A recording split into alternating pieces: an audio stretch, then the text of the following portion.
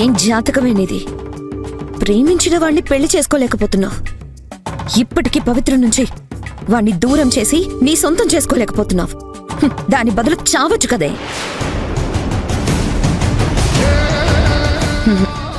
నేను చచ్చే రకం కాదు, చంపైనా నాకు కావాల్సింది సొంతం చేసుకునే రకం. ఎలాగైనా ఆది నా సొంతం కావాలి. ఏం చేయాలి?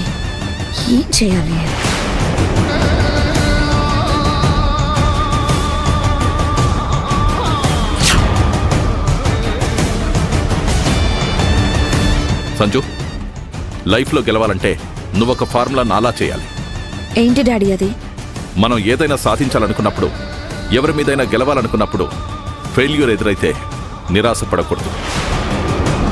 వాళ్ల దారిలోకి వెళ్ళి వాళ్లకు అనుకూలంగా ఉన్నట్టు నమ్మించాలి. నమ్మించి మోసం చేసి గెలవాలి. నమ్మకం కలిగించగలిగితే అసాధ్యాన్ని కూడా సుసాధ్యం చేసుకోవచ్చు. మా నాన్న ద్వారా నేనది నేర్చుకుని సక్సెస్ అయ్యాను.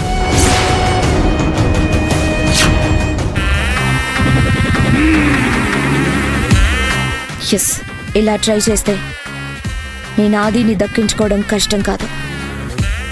నేను మారినట్టు, పాత ఫ్రెండ్షిప్ని కంటిన్యూ చేస్తున్నట్టు పవిత్రని, ఆది వాళ్ళని అట్ ద సేమ్ టైం వాళ్ళ ఫ్యామిలీని కూడా నమ్మించాలి. అప్పుడే వాణ్ణి నా వాణ్ణి చేసుకోగలను. ఎస్, అదే కరెక్ట్.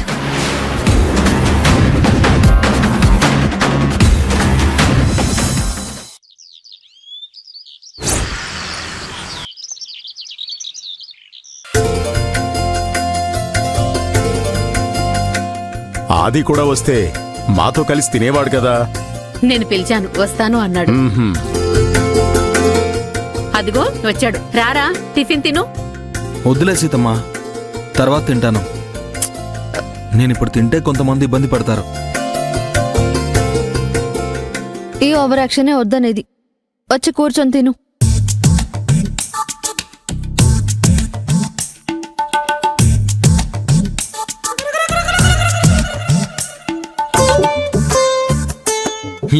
ఇప్పుడు పెట్టి చూడు, మామూలుగా ఉండదు. వడ్డించి సీతమ్మా, వడ్డిస్తున్నాను రా. ముందు చట్నీ వేస్తానుండు.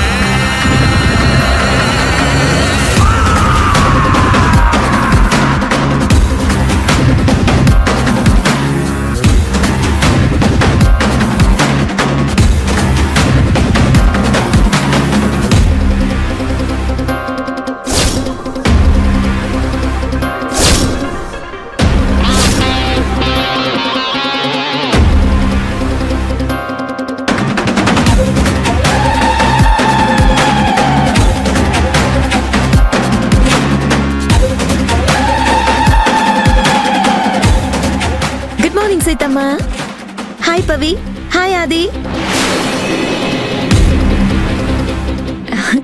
తాతయ్య, బామ్మ బాగున్నారా? బాగున్నావు. ఆరోగ్యం ఎలా ఉంది?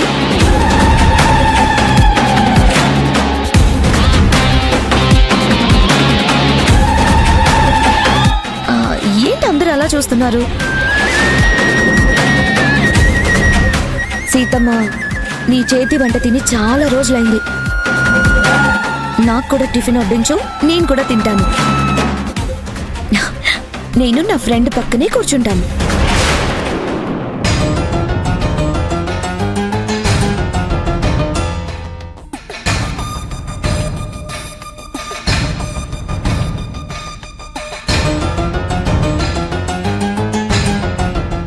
అలా చూస్తావేంటి సీతమ్మా, వడ్డించు. ఇది నా ఇల్లు కాదా? నేను తినకూడదా? అయ్యో, అదేం కాదమ్మా.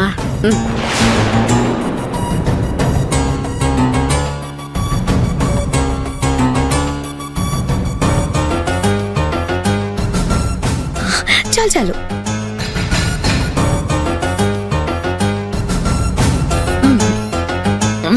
ఆహా నీ చేతి రుచే రుచి సీతమ్మా. ఇలా అందరితో కలిసి తిని చాలా రోజులైంది. మనసుకి హాయిగా ఉంది.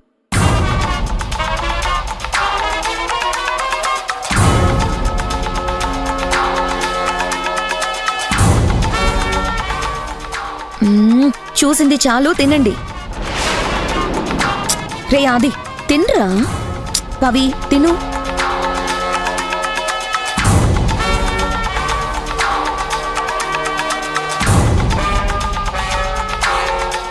మీ అందరికీ గుడ్ న్యూస్ చెప్తున్నాను. నేను ఒక నిర్ణయం తీసుకున్నాను. పవి, ఆది, మన ముగ్గురం ఎప్పట్లాగే బెస్ట్ ఫ్రెండ్స్గా ఉందాం.